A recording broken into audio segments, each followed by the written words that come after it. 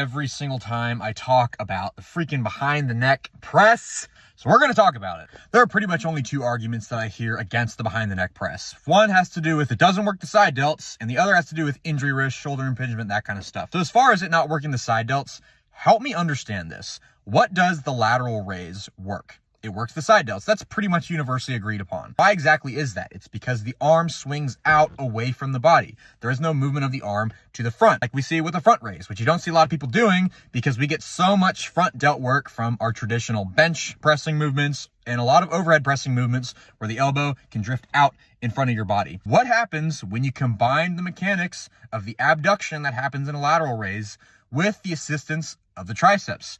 You get either a behind the neck press or a seated dumbbell shoulder press or something similar. Why exactly does the side delt immediately become not the focus just because we add the triceps? I've never heard anybody being able to explain to me how that is not true. Now, as far as it being unsafe of a position, this is just an outdated model of injury risk.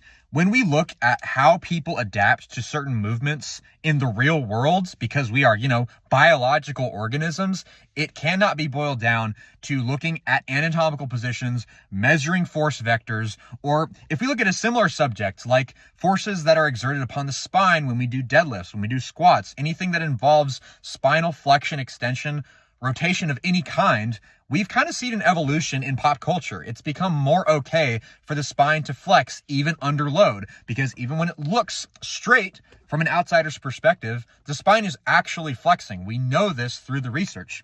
But that does not mean that people who lift weights or who bend their spine when they pick something up are going to inherently elevate their injury risk. Because why? The spine can adapt. Similarly, when it comes to the shoulder girdle, that is not an exception. People can adapt to any position that they That they load manage, that they allow other variables to dictate the way that we progress certain movements. Why is the behind the neck press any different? Nobody has ever been able to explain that difference to me, if there is one, with those other factors in mind. The way that we overload or progressively dose how much load we're using, the volume progression, the frequency throughout the week, anything like that. Those are often the most important variables, not just the exercise. Don't hear what I'm not saying. There might be people with pre-existing shoulder impingement, which a lot of research is done about. To be fair, I may not prescribe that person to do the behind the neck press. That's okay.